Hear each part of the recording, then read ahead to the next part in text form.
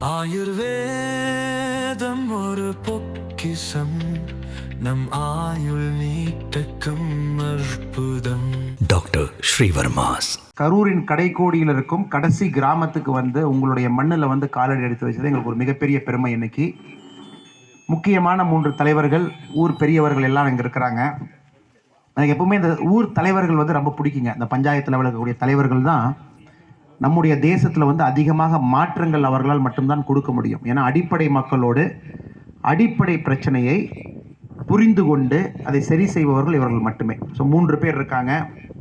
வளையன்காட்டு அண்ணன் என் பெரியசாமி அவர்கள், லிங்கம் நாயக்கன்பட்டி தலைவர் அவர்கள் அண்ணன் இங்கே, சே ரகு அவர்கள், ஈனுங்கொன்னூர் தலைவர் அவர்கள், நம்முடைய நந்தகுமார் அண்ணன் அவர்கள், சாந்தப்பாடி தலைவர் அவர்கள், ஊர் பெரியவர்கள், விவசாய நண்பர்கள் எல்லாரும் இங்கே இருக்கிறாங்க.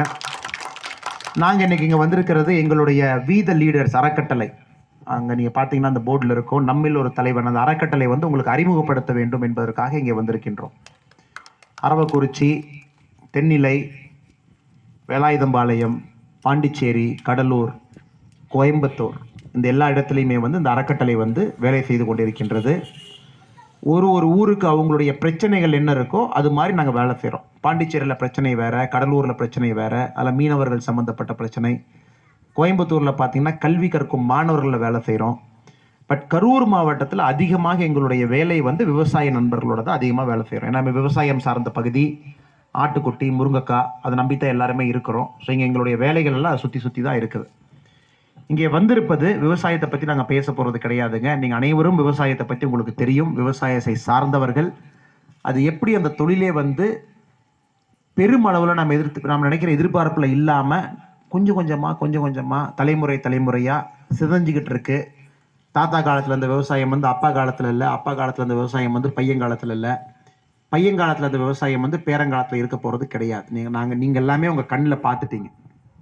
காரணம் வந்து 1000 காரணங்கள் சொல்லலாம். மழை வரல, நிலத்தடி நீர் கீழே போயிடுச்சு, அது என்னன்னே தெரியல. முதல்ல நம்ம தாத்தா காலத்தில் வந்து மானாவாரியாக வந்த ஒரு எள்ளோ நெல்லோ இப்போ நம்ம காலத்தில் வர்றதில்லை. என்னதான் நம்ம காரணம் சொன்னால் கூடங்க, நிதர்சனமான உண்மை வந்து இதே மாதிரி போச்சுன்னா இன்னும் 20 வருஷத்தில் கிராமத்தில் யாருமே இருக்க முடியாது. இது ஒரு நிதர்சனமான உண்மை. இளைஞர்கள் யாரும் இருக்க மாட்டாங்க.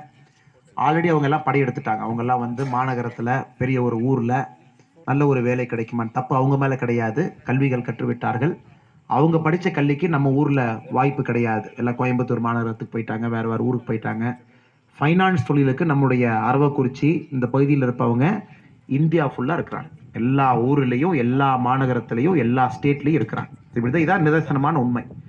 எங்களுடைய ஒரே நோக்கம் வந்து விவசாயத்தை மையப்படுத்தி விவசாயி என்பவன் கண்டிப்பாக விவசாயம் செஞ்சு பொழைச்சிக்கலாமா அப்படிங்கிறதுக்காகத்தான் இந்த பகுதியில் நம்முடைய அறக்கட்டளை நடைபெற்று கொண்டிருக்கிறது.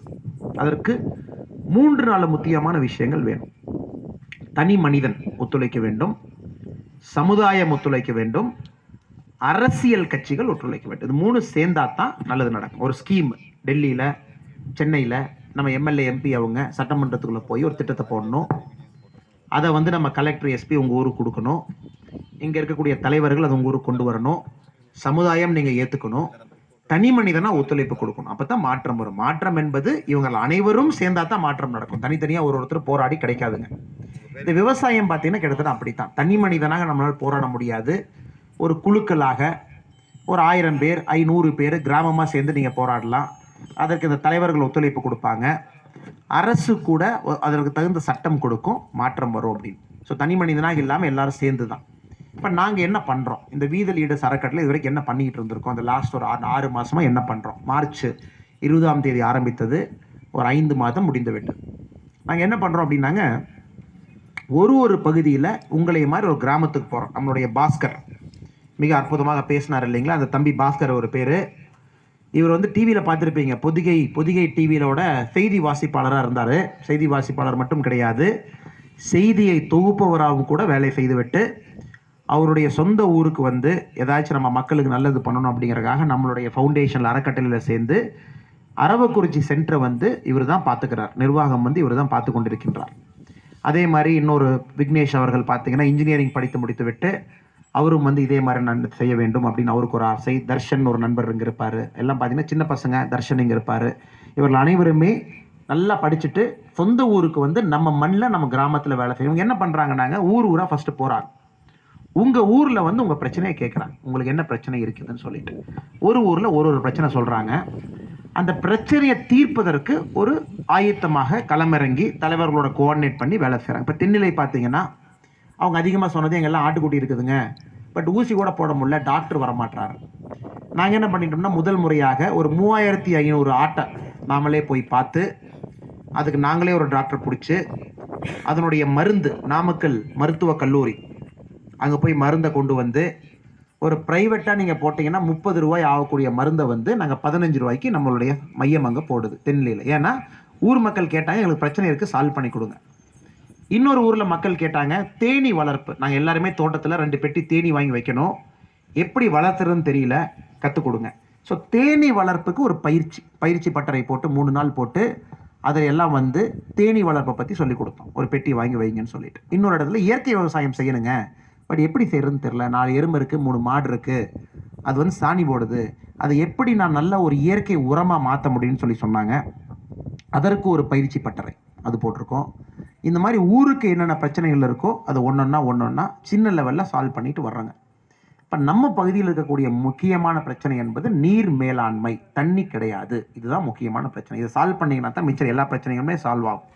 ஏன்னா அரவக்குறிச்சி அப்படிங்கிற ஒரு பகுதி தாலூக் எடுத்துக்கிட்டிங்க அப்படின்னா தமிழகத்தில் இருக்கக்கூடிய 20 மோசமான தாலூக்கில் நாமளும் இருக்கோம். ஏன்னா மழையை பொறுத்து 20 மோசமான தாலூக் மழை எவ்வளோ பொய்க்கின்றதோ நம்ம பகுதியும் 20 மோசமான ஒரு பகுதியில் அரவக்குறிச்சி இருக்குது. லாஸ்ட் 10 வருஷத்தில் 7 வருஷம் வந்து வறட்சி பிடித்த பிரதேசமாக அரசாங்கமே சொல்லியிருக்காங்க. இது வந்து வறட்சி பிடித்த பிரதேசம் அப்படின்னு சொல்லிட்டு. அதனால் இதை நம்ம ஒத்துக்கணும், அதை ஒன்றும் பண்ண முடியாது. ஏன்னா ஆண்டவன் நமக்கு அந்த மாதிரி ஒரு வாய்ப்பு கொடுத்துட்டாரு. இதில் போராடி ஜெயிக்கிறதுக்கு ஒரு முயற்சி எடுக்கணும். காரணம் 1000 காரணங்கள் சொல்லலாம். கிழுவுமல் ஒரு காலத்தில் பார்த்தீங்கன்னா கிழுவு வேலி இருந்துச்சு, இப்போ எல்லாம் கிழுவு வேலி எடுத்தாச்சு, எல்லா இடத்துலையும் கம்பி வேலி போடுறோம் இல்லைங்களா, கம்பி வேலி தான் போடுறோம்.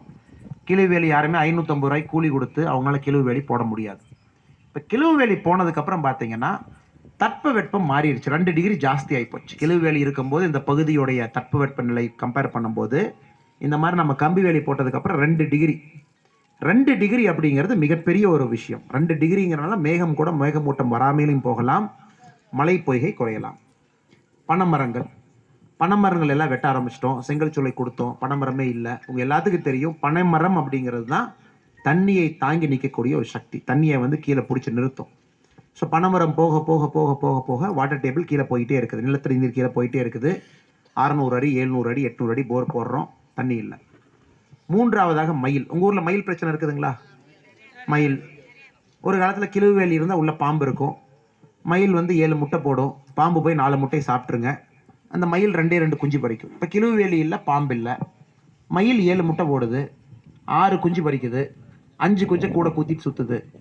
நீங்கள் கண்ணை மூடி முழிக்கிறக்குள்ள எங்கே பார்த்தாலும் மயில். கோழி, நீங்கள் வீட்டில் ஒரு கிராமத்தில் கோழிகளை விட இப்போ மயில் அதிகமாக இருக்குது. என்ன பண்ணுறதுங்க? பாம்பு இல்லை, பாம்பு முட்டையை சாப்பிட்றது இல்லை, மயில் அதிகமாக குஞ்சு பறிக்குது, எல்லாம் இருக்குது.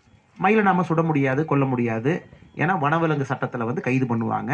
அதை வச்சு தான் நம்ம வாழ கற்றுக்கணும். இந்த மாதிரி பார்த்தீங்கன்னா ஏகப்பட்ட பிரச்சனைக்கு நடுவில் தான் விவசாயி என்பவன் விவசாயம் செஞ்சுக்கிட்டு இருக்கான் இல்லைங்களா? இதில் சில பேர் பார்த்தீங்கன்னா விவசாயத்தில் கூலி தொழில் செய்கிறீங்க, இன்னொரு தோட்டத்துக்கு போய் வேலை செய்கிறீங்க, 100 நாள் வேலை வாய்ப்புக்கு போய் வேலை செய்கிறீங்க. உங்களுக்கு இருக்கக்கூடிய பிரச்சனைகள் எல்லாமே இருக்குது. இது வந்து ஒரு நாள் தீர்வு கிடையாதுங்க. இன்றைக்கி வந்துட்டோம், நம்ம தலைவர்கள் உட்கார்ந்துருக்குறாங்க, நாளை காலையில் தீர்வு கொடுக்க முடியாது. உங்களுடன் இணைந்து சுமூகமாக உங்களுடன் பயணம் செஞ்சு ஒரு பஸ்ஸில் போகிற மாதிரி உங்கள் கூடவே நம்ம ஃபவுண்டேஷன் வந்து கொஞ்சம் கொஞ்சமாக ஒரு பிரச்சனையாக உங்களுக்கு பயிற்சி வகுப்புகள் கொடுத்து இயற்கை விவசாயம் எப்படி பண்ணுறது, ஒரு எருமை மாடு வச்சுருந்தீங்கன்னா அதுலேருந்து உரம் எப்படி போடலாம் அப்படின்னு ஒன்றொன்னா உங்களுக்கு சொல்லி கொடுத்து 1 வருஷம் 2 வருஷம் 3 வருஷம் ஆகும்போது நாம் இத்தனை காலமாக பண்ண விவசாயத்தை விட வித்தியாசமான முறையில் விவசாயம் பண்ண முடியுமா? முருங்கைக்காய் மட்டும்தான் போடணுமா? அல்லது இந்த பகுதியில் ஆடு வளர்ப்புங்கிறது கொஞ்சம் வித்தியாசமாக வளர்க்கலாமா? ஒரு குட்டியை வளர்க்குறீங்க, அந்த குட்டியை விற்கிறீங்க, எப்படி விற்கிறீங்க? வியாபாரி உங்கள் தோட்டத்துக்கு வருவான், அவன் சொல்லுவான், அக்கா 4000 ரூபா தாங்க்கா, மார்க்கெட்டில் குட்டி இழுக்க மாட்டேது, 4000 ரூபாய்க்கு கொடுங்கக்கான்னு. நம்ம பக்கத்து தோட்டத்தில் கேட்போம், நீங்கள் எவ்வளோக்குனே கொடுத்தீங்கன்னு. நான் 4000 ரூபாய்க்கு கொடுத்தோம்மா, 4000 ரூபாய்க்கு பிடிச்சிட்டு போங்க. பட் நிறைய இடத்துல பார்த்தீங்கன்னா விவசாய நண்பர்கள் வந்து வெயிட் போட்டு கொடுக்குறாங்க. நீங்கள் தென்னிலை பகுதி வேலாயுதம்பாளையம் பகுதி போயிட்டீங்கன்னா வெயிட்டு போடுறாங்க. ஒரு தராசு தட்டு எடுத்து ஊர்லேயே வெயிட்டை போட்டு 1 கிலோ 350, இஷ்டனா புடி, கஷ்டனா குட்டி விட்டுட்டு போ, நான் போய் சந்தையில் விற்றுக்கிறேன்னு சொல்லிட்டு அந்த மாதிரி ஒரு முயற்சி பண்ண முடியுமா? 3வது வந்து நாம் ஏதாச்சும் நல்ல கறிக்கடைகள், பெரிய பெரிய கம்பெனிஸ் பெங்களூரோ கோயம்புத்தூரோ பார்த்தீங்கன்னா, நீங்கள் செல்ஃபோனில் ஆர்டர் பண்ணிங்கன்னா வீட்டுக்கு கறி வந்துடுது. முதல்ல எல்லாம் போய் க்யூவில் போய் நின்று நீங்கள் அந்த க்யூவில் கொரோனாலாம் வாங்கிக்கிட்டு அதில் 1 கிலோ கறி வாங்கிட்டு அந்த க்யூவில், இப்போ கொரோனா காலத்தில் அதிகமாக இருக்கிறது கறிக்கடை க்யூ தானுங்க. இப்போ பெங்களூர் மாதிரி சென்னை மாதிரி போயிட்டிங்கன்னா செல்ஃபோன் எடுத்து ஒரு பட்டன் அமுத்திங்கன்னா வீட்டுக்கு வந்து கறியை கொடுத்துட்டு போயிடுறான். பட் அவன் 900 ரூபாய்க்கு கறியை கொடுக்குறான் 1 கிலோக்கு. பட் நீங்கள் உயிர் கறியை கொடுக்குறது 300 ரூபாய் 250 ரூபாய்க்கு தான் உங்கள் கறி கொடுக்குறீங்க. அப்போ இடையில அந்த கறி எங்கே போகுதுங்க? அந்த பணம் யார் சாப்பிட்றாங்க? அந்த புரோக்கர்னு சொல்லக்கூடிய இடைத்தரகர்களை ஒழிச்சிட்டு நேரடியாக உங்களுடைய குட்டியை கொள்முதல் பண்ணுறக்கு ஒரு மையம் மாதிரி ஏற்படுத்த முடியுமா? ஒரு யோசனை அந்த மாதிரி பண்ண முடியுமா? முருங்கைக்காய் ஒரு நாள் 20, ஒரு நாள் 2 ரூபா, ஒரு நாள் 200 ரூபா. ஆண்டவனுக்குத்தான் வெளிச்சம். ஒரு முருங்கைக்காய்க்கு உண்மையான ரேட்டு எங்கிருந்து வருது? நீங்கள் மிச்சம் எந்த பொருளுக்கும் பார்த்தீங்கன்னா விவசாயி மட்டும்தான் அவர்கள் உற்பத்தி செய்கிற பொருளுக்கு அவர்களால் விலையை நிர்ணயம் செய்ய முடியாது. இது விவசாயிக்கு மட்டும்தான். செருப்பு செய்கிறவங்க கூட செருப்புக்கு ரேட் சொல்கிறான், குண்டூசி செய்கிறவங்க கூட குண்டூசிக்கு ரேட் சொல்கிறான் இல்லைங்களா? இந்த பேப்பர் யார் செஞ்சாங்களோ அவங்க கூட பேப்பருக்கு ரேட் சொல்கிறாங்க. விவசாயி மட்டும் நீங்கள் என்ன பொருளை விளைவிச்சா கூட நீங்கள் அந்த பொருளுடைய விலையை நிர்ணயம் செய்வது கிடையாது, இடைத்தரகர் ஒருவன் நிர்ணயம் செய்கின்றான். அரவக்குறிச்சி மார்க்கெட்டில் இல்லைங்கன்னா முருங்கை வந்து கட்டுக்கு எவ்வளோதாங்கன்னு அவ்வளோ தான் கொடுத்துட்டு வர்றோம். இந்த இடைத்தரகர் முறையை ஒழித்து விவசாயத்தை மேம்படுத்துவதற்கு நேரடியாக கொள்முதல் பண்ண முடியுமா முருங்கைக்காய்? அது யோசனை பண்ணிக்கிட்டு இருக்கோம். கொரோனா காலகட்டம் எல்லா இடத்துலையும் பெரிய பிரச்சனை என்னென்னா, யாருமே துணிஞ்சு முன்னாடி வரமாட்டாங்க இல்லைங்க. 1 வாரம் 2 டன் வருது, 1 வாரம் 4 டன் வருது, நமக்கு அது வேண்டாங்க அப்படின்னு. ஸோ அதற்கான பெரிய முயற்சிகள் எல்லாமே இருக்கிறோம் நாங்கள். முருங்கைக்காய், ஆட்டுக்குட்டி, சின்ன சின்ன பிரச்சனைகள், பயிற்சி பட்டறைகள் எங்களுடைய ஃபவுண்டேஷன், எங்களுடைய அறக்கட்டளையை உபயோகப்படுத்திக்கங்க. அதற்கு ஒரு சின்ன ஃபார்ம் உங்களுக்கு கொடுப்போம். ஒரு ஃபார்ம் உங்களுக்கு ஒன்று காட்டுறேன். ஒரு ஃபார்ம் கொடுங்க பார்க்கலாம். இந்த ஃபார்ம் ஒன்று கொடுங்க பார்க்கலாம். கையில் இருக்குதுங்களா? இந்த தன்னாளர்கள் பதிவு ஃபார்ம் ஒன்று கொடுங்க பார்க்கலாம். பாஸ்கர் கையில் இருக்குதுங்களா? அது ஒன்று கொடுங்க. உங்களுக்கு ஒரு சின்ன ஒரு ஃபார்ம் ஒன்று கொடுக்குறோம். இளைஞர்கள் யார் இருக்கீங்களோ சில விஷயங்கள் நீங்கள் ஃபில் பண்ணி கொடுக்கணும். வாங்குறோம்னா பெரிய குழப்பம். அரசாங்கத்தில் ஏகப்பட்ட ஸ்கீம் இருக்கு. இந்த ஸ்கீம் உங்களுக்கு கொண்டு சேர்த்த வேண்டிய கடமை வந்து அரசாங்க அதிகாரிகள், அவங்க தான் வந்து பண்ணணும். பட் அரசாங்க அதிகாரிகள் பண்ணுறதில்ல. காரணம் என்னென்னா, கலெக்டர் ஆஃபீஸ் போய் விவசாயம் சம்மந்தப்பட்ட அக்ரிகல்ச்சர் டிபார்ட்மெண்ட்டில் எவ்வளோ பேர் இருக்கீங்கன்னா 4 பேர் இருக்காங்க.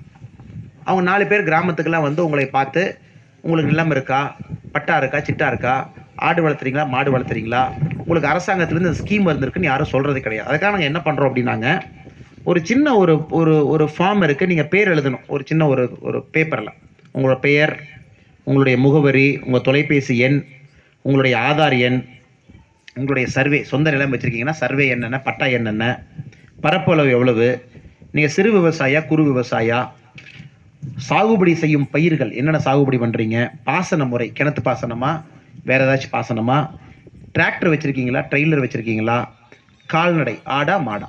ஏன்னா கிட்டத்தட்ட அரசாங்கத்தில் பார்த்தீங்கன்னா 5 ஏக்கருக்கு குறைவாக உங்களுக்கு விவசாய நிலம் இருக்குதுன்னா உங்களுக்கு ஒரு ஸ்கீம் கிடைக்கும். 5 ஏக்கருக்கு மேலே இருக்குன்னா உங்களுக்கு ஒரு ஸ்கீம். 20 ஆட்டுக்குட்டி வச்சுருக்கீங்கன்னா உங்களுக்கு ஷெட்டு போட்டு கொடுப்பாங்க. அரசாங்க செலவில் 20க்கு 30க்கு ஷெட்டு, 5 மாடா 30க்கு 50க்கு ஒரு ஷெட்டு. இந்த மாதிரி ஸ்கீம் இருக்குது. மக்களை போய் ரீச் ஆக மாட்டேங்குதுங்க. ஒரு பக்கம் அரசு பணம், ஒரு பக்கம் விவசாயி. இதை கனெக்ட் பண்ணுறதுக்கு யாரும் கிடையாது.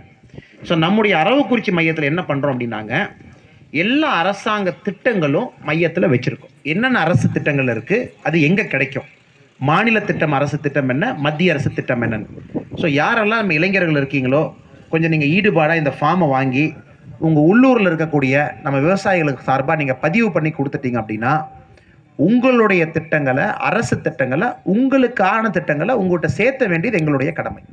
பாருங்கள், இந்த மாதிரி வருது, எதுக்கு விடுறீங்க? நீங்கள் ஒன்றுமே இல்லை. நாளை காலையில் வந்து நான் புடலங்காய் போடலான்னு இருக்கேனே, நான் வந்து பீக்கங்காய் போடலான்னு இருக்கேன்னா அரசு உங்களுக்கு 2500 ரூபாய் மானியம் கொடுக்கின்றது ஹார்டிகல்ச்சர் டிபார்ட்மெண்ட்டில். பட் நீங்கள் அந்த 2500 ரூபாய் வாங்கி அதில் நீங்கள் வந்து காய்கறி மட்டும்தான் விளைவிக்கணும். அந்த பணத்துக்கு அதுக்கு நீங்கள் சீடு விதை வாங்கிக்கலாம், உங்கள் வீட்டில் ஒரு நாற்று நடலாம், பொடலங்காய் செடி போடலாம், பொடலங்காய்க்கு விதை போடலாம், 2,500 ரூபாய் மானியம். காரணம் என்னவென்றால் இந்தியாவில் வந்து விவசாயிகள் வந்து காய்கறியை உற்பத்தி பண்ணணும் அப்படின்னு அரசோட நிலைப்பாடு. ஸோ இந்த மாதிரி இருக்கக்கூடிய எல்லா ஸ்கீமையுமே, நன்றிங்கண்ணா, இந்த மாதிரி இருக்கக்கூடிய எல்லா ஸ்கீமுமே உங்கள்கிட்ட வந்து சேர்த்துறதுக்கான முயற்சி இந்த படிவம். ஸோ தயவு செஞ்சு இந்த படிவத்தை நீங்கள் ஃபில் பண்ணி நம்மளுடைய பாஸ்கர் அவர்கிட்ட கொடுங்க. நம்ம மையத்திலேருந்து ரெகுலராக வந்து உங்களை கான்டாக்ட் பண்ணுவோம். சரிங்களா? ஸோ இது நாளைக்கு காலையில் மாற்றம் நடக்காதுங்க. மாற்றம் என்பது கொஞ்சம் நாள் ஆகும். நமக்கு ஒரு பெரிய ஒரு வருத்தம் என்னென்னா, நம்மளுடைய இளைஞர்கள் அவங்க நான் விவசாயம் பண்ணுறேன்னு சொன்னால் பொண்ணு கூட கொடுக்காத ஒரு நிலைமையில தான் நம்ம இருக்கோம். எங்கம்மா நான் சொல்கிறேன் சரிங்களா? நான் சொல்கிறேன் சரிங்களா? விவசாயம் பண்ணுறேன்னு சொன்னால் பொண்ணு மாப்பிள்ளை கொடுப்பீங்களா? ஏங்க, அதுதான் அவலத்திலும் அவலம் வந்து ஒரு இளைஞன் வந்து விவசாயம் பண்ணணும் அப்படின்னா 5 டைம் யோசிக்கிறான். காலை வைக்கணுமா, பொழைச்சிக்கலாமா, பணம் சம்பாதிக்க முடியுமா, உள்ளூரில் தலை நிமிர்ந்து நிற்க முடியுமா, நம்ம தந்தை தாய் பெருமையாக சொல்ல முடியுமா, என் பையன் விவசாயின்னு சொல்ல முடியுமா, அப்படிங்கிறதா உண்மையான நிலைமை இல்லைங்களா? அதை மாற்றணும். ஏனென்றால் 20 வருடம் கழித்து இங்கே இருக்கக்கூடிய இளைஞர்கள் விவசாயம் பண்ணலினா உங்களுக்கும் எனக்கும் சாப்பாடு கிடையாது. ஏன்னா ஏதோ ஒரு விவசாயி எங்கேயோ போய் தானே செய்யறதுக்கு தானே நம்ம சாப்பாடு வருது. நம்ம எல்லாருமே வேண்டாம்னு சொன்னால் சாப்பாடு யார் கொடுப்பாங்க? அதற்காக நாச்சி விவசாயம் என்பது ஜெயிக்க வேண்டும் இல்லைங்களா? அதுக்கு நீங்கள் எங்களோட இருங்க. அரசு திட்டங்களை தேர்த்த வேண்டியது எங்களுடைய கடமை. உங்களுக்கு பயிற்சி பட்டறைகள் ஏற்படுத்துவது எங்களுடைய கடமை. உங்களுடைய பிரச்சனைகளை உங்களோட தலைவர்களோட சேர்ந்து நின்று சரி செய்வதும் எங்களுடைய கடமை. சரிங்களா?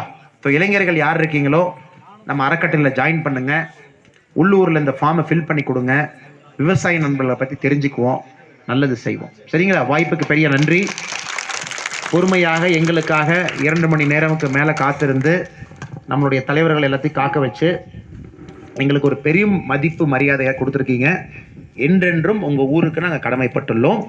நிச்சயமாக நல்லது நடக்கும். வாழ்க வளமுடன். உலக தமிழ் சொந்தங்களுக்கு வணக்கம். நான் ராஜவேல் நாகராஜன். பேசு தமிழா பேசு வலையொலியுடைய வளர்ச்சிக்கு நீங்களும் உறுதுணையாக இருக்கணும்னு நினச்சிங்கன்னா இந்த வீடியோடைய டிஸ்கிரிப்ஷனில் இருக்கக்கூடிய ரேசர் பே லிங்கை கிளிக் பண்ணுங்கள். அந்த லிங்க்கில் போயிட்டு உங்களுக்கு விருப்பமான தொகையை பேசு தமிழா பேசுவனுடைய வளர்ச்சிக்கு உங்களுடைய பங்களிப்பாக நீங்கள் கொடுக்கலாம். நன்றி, வணக்கம்.